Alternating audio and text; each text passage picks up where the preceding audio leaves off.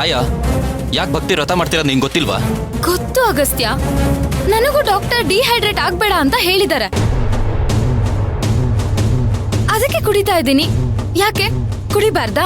ಸುಮ್ಮನೆ ಮಾತಾಡ್ದೆ ನಿಂತ್ಕೋ, over react ಮಾಡಬೇಡ. ಹೌದು, ನಾನು ಎಲ್ಲದಕ್ಕೂ ಓವರ್ ರಿಯಾಕ್ಟ್ ಮಾಡ್ತೀನಿ. ಮೇಡಮ್ ಮೇಡಮ್ ನಿಂತ್ಕೊಳ್ಳಿ ಮೇಡಮ್. ಅತ್ತಿಗೆ, ನೀವೇನು ಅವ್ರ ಬಗ್ಗೆ ತಲೆ ಕೆಡ್ಸ್ಕೋಬೇಡಿ. ಈಗ ನಿಮ್ ಬಾಯಾರಿಕೆಗೆ ಏನ್ ಮಾಡ್ತೀರಾ? ಸ್ವಲ್ಪ ಹೊತ್ತಿಗೆ ಕಮ್ಮಿ ಆಗುತ್ತೆ ಅಮೃತ.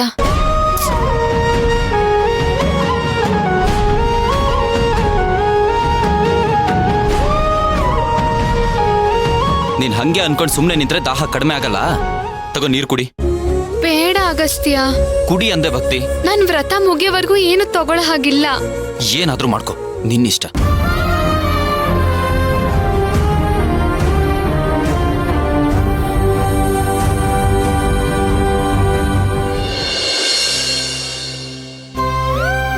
ರಾಜಿ, ನಾನ್ ಭಕ್ತಿನ್ ನೋಡ್ದಾಗ ನನ್ಗೇನ್ ಅನ್ನಿಸ್ತು ಗೊತ್ತಾ? ಮನೆಗ್ ಕರ್ಕೊಂಡ್ ಬಂದ್ಬಿಡೋಣ ಅಂತ ಅನಿಸ್ತು ಅಲ್ವಾ? ನನಗೂ ಅಷ್ಟೇ ಅಕ್ಕ. ಅವಳನ್ ಬಿಟ್ ಬರಕ್ಕೆ ಮನ್ಸಾಗ್ಲಿಲ್ಲ, ಹಾಗಂತ ಮನೆಗ್ ಕರ್ಕೊಂಡ್ ಬರಕ್ಕೂ ಆಗ್ಲಿಲ್ಲ. ಅವಳನ್ನ ನೋಡಿದ ತಕ್ಷಣ ಮತ್ತೆ ಅವಳನ್ನ ಹೋಟೆಲ್ ಬಚ್ಚಿಟ್ಕೊಂಡ್ಬಿಡೋಣ ಅನ್ನಿಸ್ತು ಕಣೆ.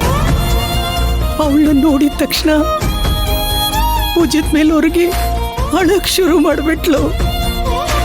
ಆಗಂತೂ ಒಂದು ಕ್ಷಣ ಈ ಭೂಮಿ ನಿಂತೋಗ್ಬಾರ್ದ ಅನ್ನಿಸ್ತು.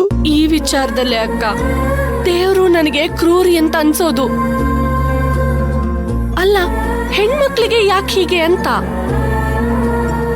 ಅಪ್ಪ ಅಮ್ಮನ ಜೊತೆ ಇರೋದಕ್ಕೆ ಪರ್ಮಿಷನ್ ತಗೋಬೇಕು. ನಮ್ಮನೆ ಅಂತ ಇದ್ದಿದ್ದು ಈಗ ತವ್ರ ಮನೆ ಅಂತ ಆಗತ್ತೆ. ಅವಳಿರೋ ಮನೆ ಗಂಡನ ಮನೆ, ಹುಟ್ಟಿದ ಮನೆ ನೆಂಟ್ರ ಮನೆ ಆಗೋಗತ್ತೆ. ಮನಸ್ಫೂರ್ತಿಯಾಗಿ ಮಾತಾಡೋ ಹಾಗೂ ಇಲ್ಲ, ಮನ್ಸಲ್ಲಾಗ್ತಿರೋದನ್ನ ಹಂಚ್ಕೊಳ್ಳೋ ಹಾಗೂ ಇಲ್ಲ.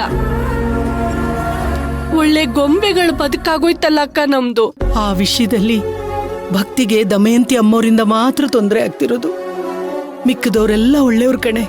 ಅದ್ ಸರಿ, ವ್ರತದ ಬಗ್ಗೆ ಏನಂತ ಹೇಳಿದ್ಲು? ಮಾಡ್ತೀನಿ ಅಂದ್ಲು.